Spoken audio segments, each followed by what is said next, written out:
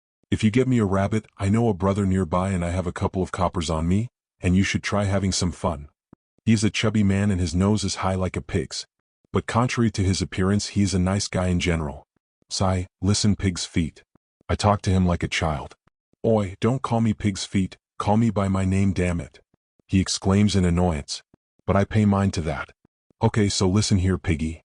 The names are just becoming worse man. Complained pig's feet. I don't have the heart to tell him that I already forgot his name, that would ruin the friendship that we have built. Really should have paid more attention to that, but instead I was trying to annoy the horses so they would kick someone in the face once they got close. It didn't work. Listen man, your name is too complicated. Just like mine, so everyone calls me Hawk and I will call you Piggy. I explained to him nicely. Foo *k off and stops smiling at me creepily. It makes me get goosebumps. Says Piggy showing me his hairy arm. Could have mistaken you for a bear with those arms. I tell him. I know right, these boys are muscular. He seems to misunderstand. But I don't tell him. Ignorance is bliss as they say. Damn man, I was popular with the ladies back home. I knew I shouldn't have beaten that guy's face in. But didn't he try to *p a girl that you knew? I ask him, already having heard his damn story 100 times already.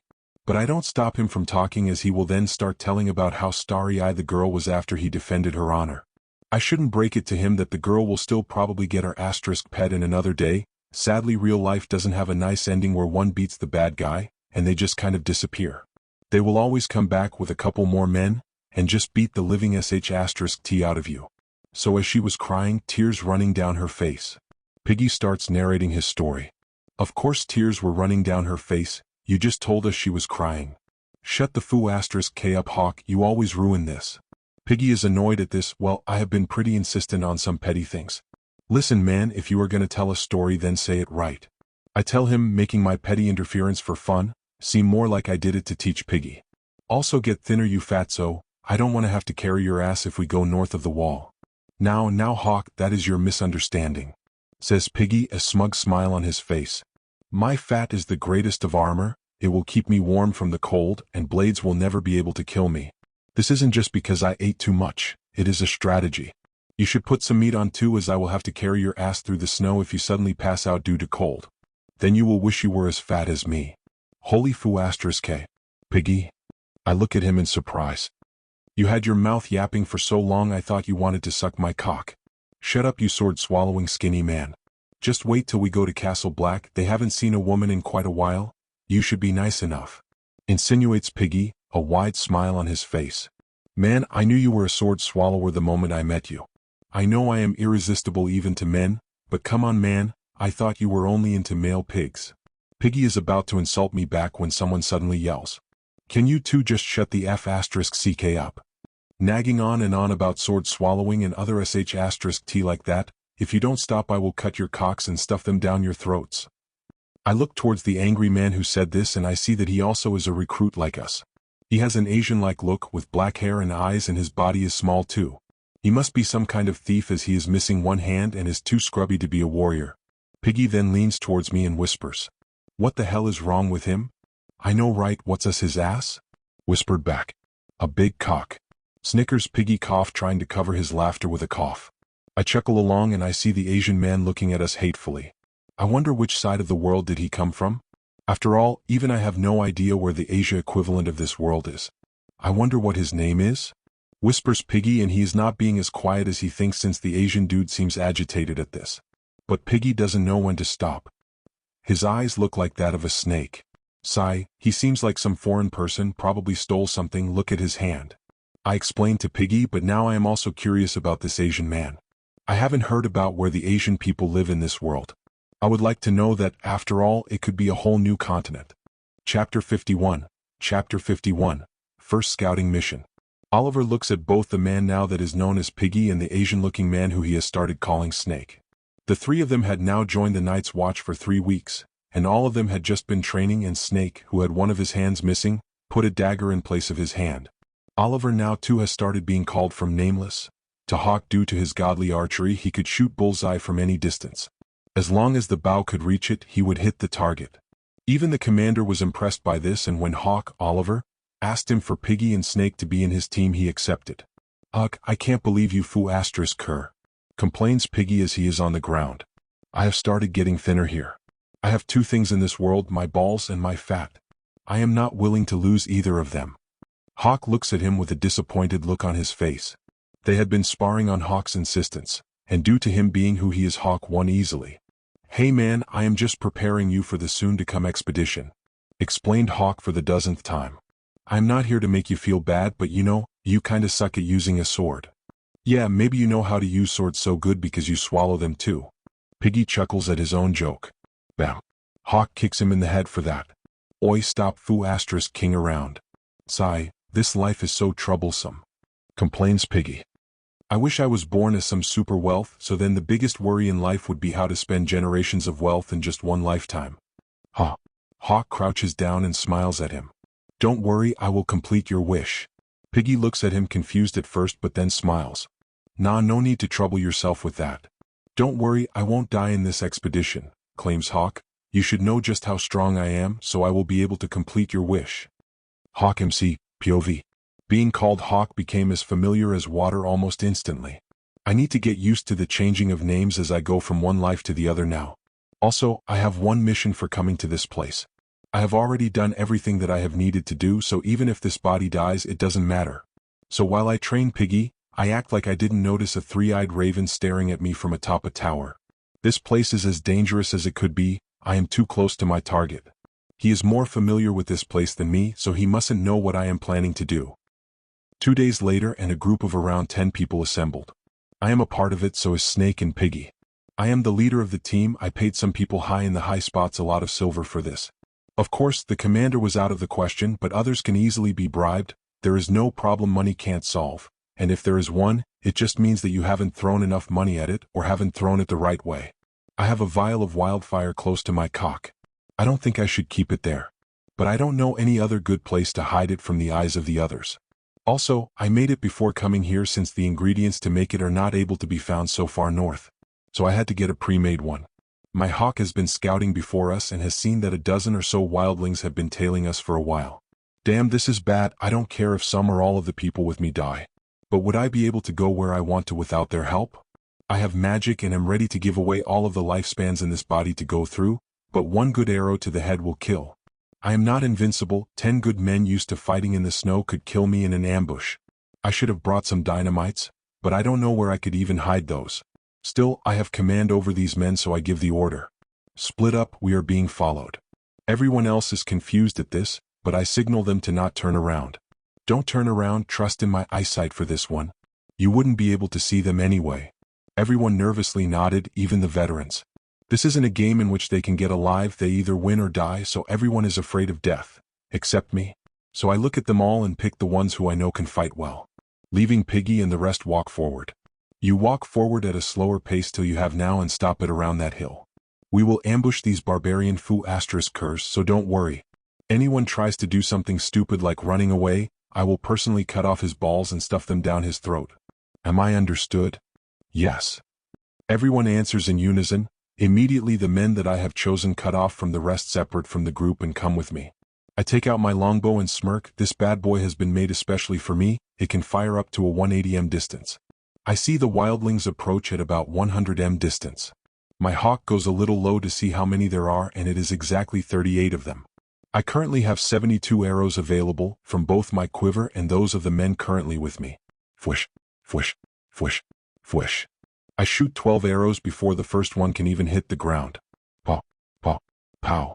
They all hit the targets in the head. They aren't even able to put up a fight because of this. They couldn't even react, and already 12 of them were killed in an instant. I aimed for their archers, which were only 3 of them, but better safe than sorry. The others looked at Hawk like he was a madman. His shooting rate is crazy. But in his head, he wasn't really satisfied. Once machine guns get invented, what would the use of this archery even be? He didn't care about such simple things like this. In his eyes, the limits of a human's body are clear.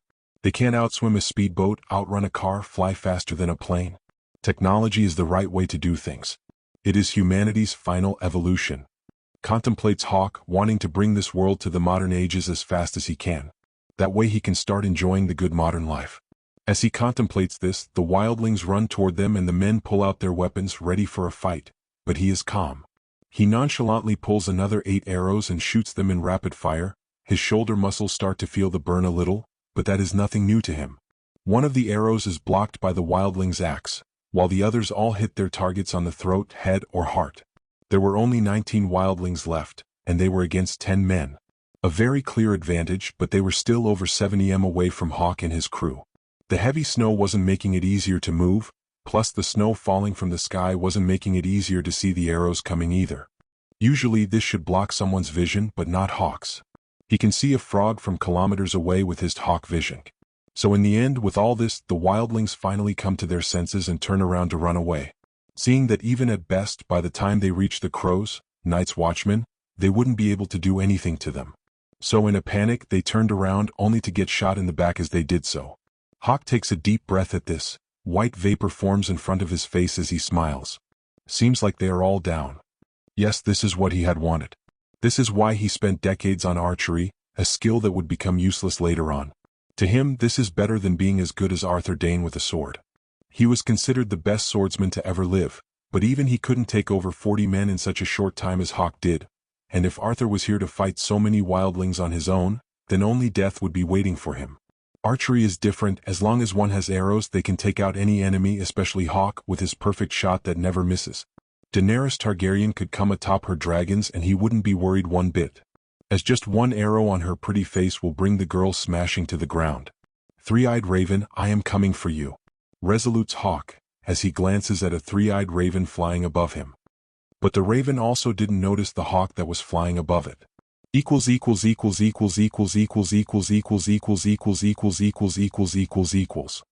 MC is becoming ready to take care of some people that are too dangerous to let live. Chapter 52, Undead Man. I look through the bodies of the people I just killed and see that there is nothing valuable on them except some dried salty meat, which we took with us. Boss, do you think that we should bury the bodies somewhere? Asks Mark, one of the nameless men that I have taken with me.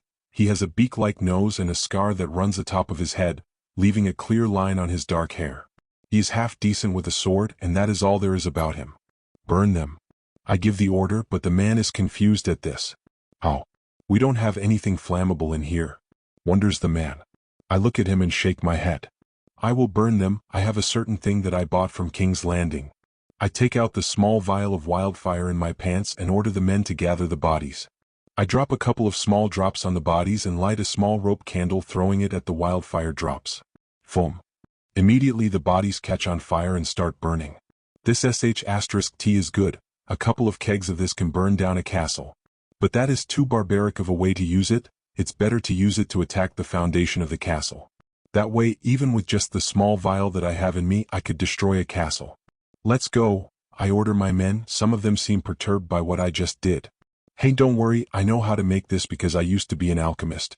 As long as you have me around, you ain't saying. Bah, ain't I an amazing boss? Ha, yes you are, says Snake, the one-handed Asian-looking guy. He has opened up to others after so many weeks. After all, in the beginning he just had his hand chopped off. He wasn't exactly in a mood to talk. But he is a friendly guy once I got to know him. Don't say it sarcastically, Snake, or I will cut off your tongue, I warn him jokingly. Of course, mighty God Emperor. He continues his charade and we laugh at that.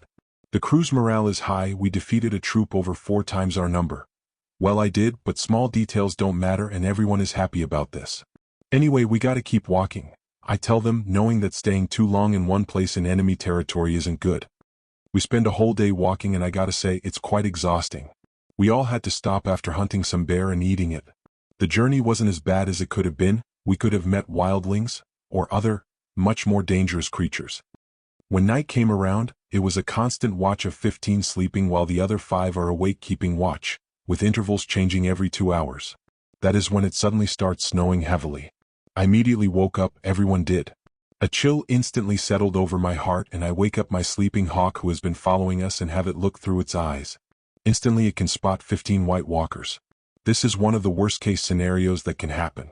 Plus it's snowing so heavily that even with my vision I can't see anything too far away, and the sh*TTY shack built of branches isn't gonna help us. But it isn't so bad, only 15 of them are manageable. Especially since I know how to deal with them. Still, only I have a weapon that can deal with them. So the men I have with me are at best only meat shields and at worst, they will become members of the enemy. I look at Snake and see him shaking in terror. This dark aura. How is it possible? He can sense it? Evil aura? Interesting, very interesting. Still, I decide to think about that later. Everyone grab your weapons. Everyone does so once I order them, thinking that I have seen something due to my eyesight. Even though I haven't, I know that the walkers are coming for us. I have 2 daggers made out of Valyrian steel. I can use one, and the other should be used by someone else. But this isn't it. I need to choose someone who won't panic, because if they panic then we are all foo asterisk ked. They haven't seen them yet, so everyone except Snake is quite calm. But when the things come, possibly only Snake will be the calmest amongst the others. Giving him a dagger will make him useful while I use the other. But, that thing that he said about aura. Even I, a magic user, can't sense anything of the sort. What is evil aura? I need information on that. I can't have something unexpected pop up in my plans. Foo asterisk K, if I die in this body, it won't matter. I will just make sure to not turn in a zombie and I should take over one of my descendants' bodies. But then I will have to come here and try again to take over. That would suck for me. Since I will have to come back to this place to take care of that one last trouble left. When I rewrite history, there doesn't need to be someone who keeps a record of the real one. My history should start with my first reincarnation, Arthur. I won't mention anything about him being born into the fray. I will just say that he was a common born that rose to power, leaving behind an unfulfilled dream of liberty to his descendants. Damn, I am getting hard just thinking about this. I will be all along with history books. Little kids will curse my existence by just how much they will have to remember about me. I am about to create so much annoying history that it will ruin everyone's days during history class. But my thoughts are interrupted as the walkers are finally in view of the other people as well. Shriveled blue skin, as they are just skin and bones, the ice weapons gleaming in the moonlight make the scenario even more terrifying. What the hell are those? Snake still seemed terrified, but he was the only one of the men who could even talk. They were all witnessing the dead coming to life, unlike the modern person which is desensitized to this due to movies and such. To the men, it felt as if their whole world is about to turn over. Their minds couldn't comprehend what was going on. Man, those guys looked terrific as hell. You wouldn't see me fighting them if I didn't have backup plans. So in the end, I take out my 2 daggers and rush at the creatures. The first thing that I notice from them is their behavior and movements is that they are too slow. Whoosh. By the time I reached the first one, I had already thrown one of my daggers and logged it into its chest, turning the creature into a mist of ice. Before the dagger falls on the ground, I have already caught it. Since I am in their midst now, I immediately can decapitate 2 more. There are 12 left now. Stab. But suddenly I feel pain in my side and I wince. Seeing an ice spear coming from my belly isn't a nice thing. Foo asterisk K, this is as troublesome as it can get. These creatures are too many and have me at a disadvantage, while the men are useless and the best they can do is not turn into more zombies for me to deal with. I use my Valyrian dagger to cut the spear's handle, but I keep the spear in me. That way I won't bleed out. I see the ice zombies start to form a circle around me, and I can't help but smirk. You know, this body is nice. I take my daggers in a reverse grip. Fwash. Instantly, another 4 ice zombies are nicked by the Valyrian steel daggers. They then burst into ice. But the other IE zombies are not quiet and they throw their spears at me.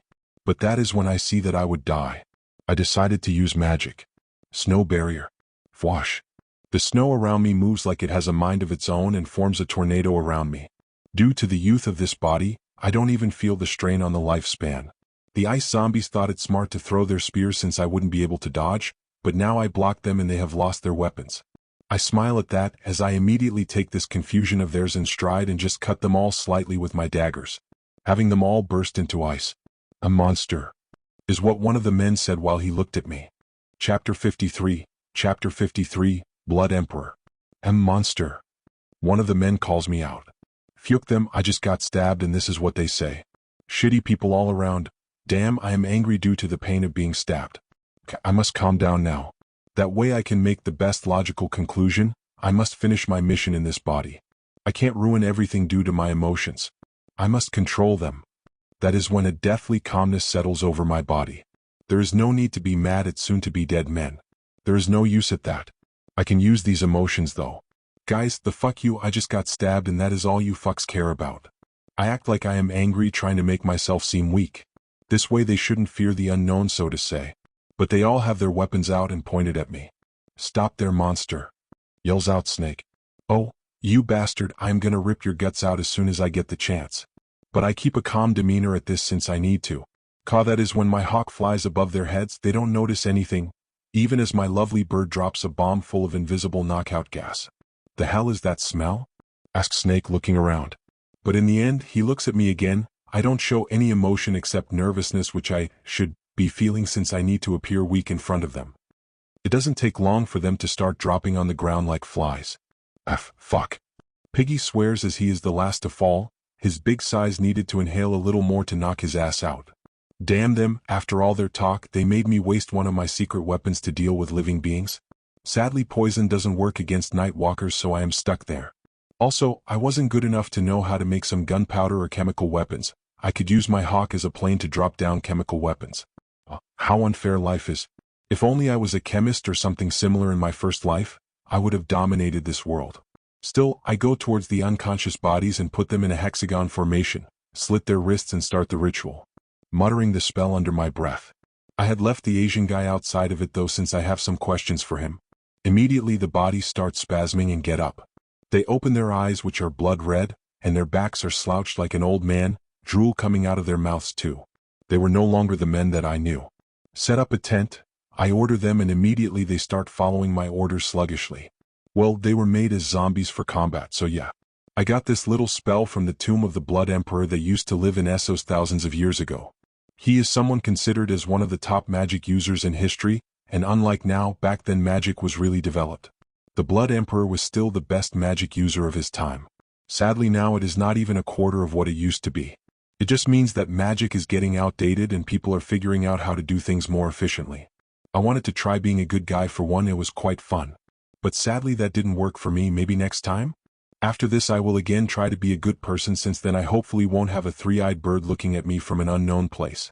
I quite enjoyed the atmosphere when I was a good guy. It takes around 10 minutes for them to build a tent, and I have them keep guard outside as I put Snake inside the tent, tie him up and take out some knives and boil some water to keep them clean. Finally, when he wakes up, he looks around confused, before his eyes settle on me and a frightened look appears on his face once he sees me washing my hunting knives. Hawk. Listen, whatever you need of me I will do it, man. No need to get so serious, I will forget everything I saw, I will leave Westeros altogether. He pleads with me surprisingly calmly. I suspect that he is trying to buy some time. But for what? Better be safe. Pop. I hit him to the side of the neck, knocking him out instantly. After that, I check around and see that the shitbag had twisted his one wrist and gotten it out of the socket. He would have been able to get out if I didn't knock out this guy. Thankfully I had the ropes tied up tight, so even with an out-of-socket wrist he wouldn't be able to escape so easily. Slap. I wake him up again by slapping his face. Next time you try something like that again, then I will cut off your one hand left, okay?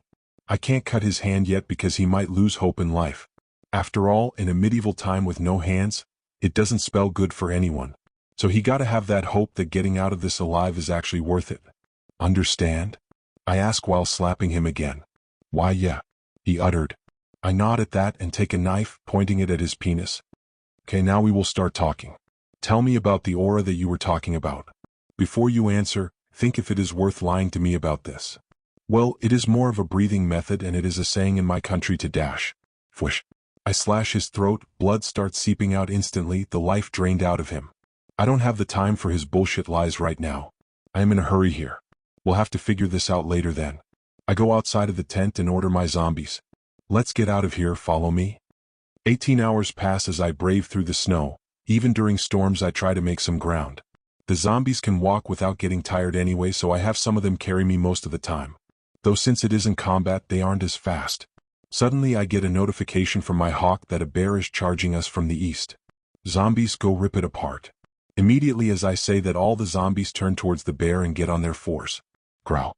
They all growl like animals and start charging at the bear. Though with initial difficulty, they use their body weights to slam into the bear, having the furry creature fall on its back, and then the now zombified piggy puts his sword through the bear's mouth, instantly killing it. That fucker was as cowardly as they could be when he was alive, but now that he is a zombie he is showing the advantages a big body can have. Just by using his weight he can topple even the strongest animals. Let's move on. It doesn't take even an hour later and finally, we can see a small keep-like building covered in twigs and snow. This is Castor's Keep, the only place where people of the Night's Watch can get information and rest. I pull out my sword and order my men to do the same. Let's take over this shit. Equals equals equals equals equals equals equals equals equals equals equals equals equals equals equals equals equals equals /n. So, you like it more when the curse words are uncensored? Well, from now on I will do it so if you like it. Chapter 54. Chapter 54. Pre-Blood War. Craster is in his little keep with his daughter wives. Bomb. Suddenly, the doors are opened and men with red eyes barge in. Hawk is also in the middle of them. He looks around coldly. Kill them all, man, woman, child or elderly. Growling, the men growl like animals, and with speed that should be something inhuman, they charge at Craster. The man is panicked, and as he looks at the Night's Watch clothes he panicky exclaims, "Stop it. I have an alliance with the Night's Watch dash." Fwish. His head flies off as the zombies jump around like agile animals, cutting any living thing in their way. The women have no weapons so they can't fight back. Still, I slit their throats all the same. I don't need to have to look over my back and worry if one of these broads spoke or something. Night came about and lots of people had been laid down.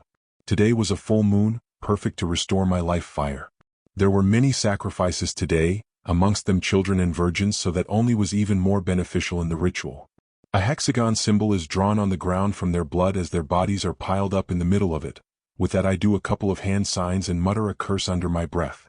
Immediately a red miasma forms and forms a vengeful ghost with many crying faces all around it. Slowly it floats in my body and I feel fully energized like never before. This kind of magic was normally considered forbidden and dark. After all, it sacrificed people. But in my eyes they were going to die anyway. Leaving them behind would just be a waste. The dead bodies dried up as if all their nutrients were sucked out and became zombie-looking. Wait, couldn't I just turn them into zombies too? That would be helpful, though since most are females and children, it won't make for good fighting zombies. Maybe suppliers? Walking in this snow is horrendous, so having them carry me would be better. After all, I am planning to kill the three-eyed raven. Going there tired wouldn't be logical. Three-eyed raven POV. Looking at the cruel young man, I can't help but think, how could someone like him turn out to become just like his father? Cruel and vicious. I had been able to whisper on the other child's mind and convince him to kill his father. If I had known that this one would turn out like this, then I would have gotten rid of it too. He just killed babies of not even 2 name days old. Then used them in such a foul ritual that not even their souls would ever be able to escape for eternity. This was beyond cruel of what any physical torture could be. Their souls will be in eternal pain. Mister, should we prepare some traps? A green humanoid creature comes and asks me with their unsure voices. The roots that have pierced my body hurt as I looked at them. This pain has gotten dulled due to the countless years I have spent in this place. Now I just need to wait for my successor and this will have been all worth it. Yes, prepare some traps just in case. The lethal kind too. There was no way the kid knew where I was, but his father had always been strange, so I can't ever be too sure. This son of his was in Essos too and learned some of that foul blood magic. As if to mock me, I felt another raven sent to observe the young man get killed by a hawk. The same hawk that his father had. Even from beyond the grave, Arthur Fry still causes me trouble. As long as it is seen, the future no longer becomes an absolute but changes into an alternative. The man changed so much. Everything was so different. Damn it. Couldn't that imbecile see how the world should go? We will all be damned if the dragon doesn't have 3 heads to take. The prophecy must go on. He can't ruin everything like this even beyond his grave. His offspring are all anomalies. That fucking monster. General POV. The three-eyed raven cursed Arthur even on his grave. Because the man single-handedly had ruined his plans without even trying to. He knew best just how fickle prophecies could be. One small action against them could change it, and it was up to him to keep the ones that saved humanity at all costs. One small child will not ruin my plans. Especially not an evil one like it. The three-eyed raven resolved himself as his eyes turned white. Oliver looked at the small group of around 50 blood zombies and smirked. He could see how the Blood Emperor was feared back in his day. This spell could be used even on people who have lost their life fire after the absorption ceremony. It created a cycle of being able to replenish his lifespan with the dead and then create now zombies. Normal people wouldn't try something like this, so this at least made Oliver glad that he wasn't born at the time when this crazy person was alive thousands of years ago. Not even a couple of days later, and it was clear that Oliver was going for the three-eyed raven's hideout. So the ancient man prepared against Oliver, who had been killing some wildlings on his way to create even more blood zombies. By now he had over 500. The children of the forest looked at this fearfully from the top of their great weirwood tree. Though their faces usually didn't show any emotion, as thousand-year-old creatures they were rarely afraid. But this was a different situation. Looking at the army of zombies felt like staring down death. The growls of the dead creatures and their hot blood melted the snow as it dripped down. It felt like the heat was radiating out of them even in the deadly cold of the north. Oliver, on the other hand, was in a carriage drawn by some zombie bears. He looked at the children of the forest amused. His hawk-like vision allowed him to see even the fear in their faces. He had gotten prepared as much as he could for the soon-to-come battle. But something surprised him. The children of the forest were full of life fire, something that isn't normal since not only are they thousands of years old but also use magic. One mad idea came into Oliver's head. Can the children of the forest regenerate their life fire, lifespan, naturally even after using spells? The idea was something that magic users all over Westros had tried to solve. Looking at the possible solution in front of him, Oliver no longer even cared for the old raven. He licked his lips in greed and ordered his zombies. Try and get me some of those little green fuckers alive. The zombies groaned in confirmation, and sensing the approaching battle, the fighting zombies crouched down and started running like animals. Oliver pulled out a Valyrian steel dagger and called over one of his giant and muscular-bodied blood zombie and dug the knife on the creature's chest. "May death set you apart," said Oliver simply. As the zombie fell on the ground, the knife fell with it and the weapon dug deeper into the flesh of the dead zombies as it had a mind of its own. Valyrian steel is really something when combined with magic from the same era. The zombies rose up, its skin now red, the body's muscles moved below its skin like worms and the creature's eyes were fully red. "Go, boy," Oliver ordered the creature like one would a dog. The zombie's muscles wriggled towards its legs, tripling the muscles of the legs while its upper body became skin and bones. The creature started running like a cheetah. Even the snow didn't seem to interrupt its speed. The MC is good when it suits him, and it's obvious that if it gets in his way he could easily discard. He likes helping others, but up to point. Also, these blood zombies have a glaring weakness too, just like the Night Walkers, except bigger. P.S. Though never mentioned in the show, in the books the Blood Emperor was an actual figure. So some of the spells the MC uses have an actual basis in canon. Chapter 55. Chapter 55. Ruthlessly efficient. Warning, this MC is pretty hardcore, so be warned. He mentions of doing some things, so read with caution. The Three-Eyed Crow, or as he was used to being called a long time ago, Brynden Rivers. He looked at the battle, if it could be even called that, as Oliver destroyed the children of the forest easily, but he didn't kill them. He only cut off their legs and cremated the wounded areas to stop the blood loss. Ruthless, just as the Three-Eyed Raven had expected. He knew that the man would be nothing less than terrifyingly efficient. By now he understood what was going on, but it was too late. He wanted to send visions or ravens out to spread the secret of the possessed man in front of him, but while the man was something Three-Eyed Raven considered evil, Oliver wasn't stupid. The first ones to be killed were his ravens, and the old man couldn't send any more visions out at the moment. There simply aren't enough greenseers that would take it seriously. Even if they did, they were all wildlings. None of them could contend with the man in front of him. Still, the old man, at his final hours, knew that Oliver wouldn't give him an easy death. So he said the one thing that he had come to regret. The young man had nothing to do with it. "Oh?" Oliver's silver hair fluttered in the wind as he walked. "What are you talking about?" "Your other son. The one who killed you in your previous body. I was the one who manipulated him in Dash." "Shut up, old man, you are boring me with your speeches." Oliver interrupted him. "I don't care about any of that. It doesn't change what I am going to do to you right now and what I am going to do to that bastard. He is no son of mine. He might be mine by blood, but hope the gods have mercy on him, because I sure won't. He is your son. How can you be such a monster?" "Hey man, I ain't the one who manipulated a kid to kill his father. That's all on you, buddy. I mean, I am on a whole redemption thing here. After I torture the sh*t out of you and kill my son, I am gonna try and do better. Men like you know no better. As soon as the easy solution comes around, you take it." "Wow, you are such a try-hard," Oliver shrugged. "Look where that got you, old man, strapped to a tree, and your half-sister lover. What was her name again?" "Oh yeah, Sharera Seastar. Many stories going around about her and how good she was between the legs. The legends say that she would spread her legs even for horses, and of course she liked your jealousy. Did she make you watch while she got ked by other men?" "Did she?"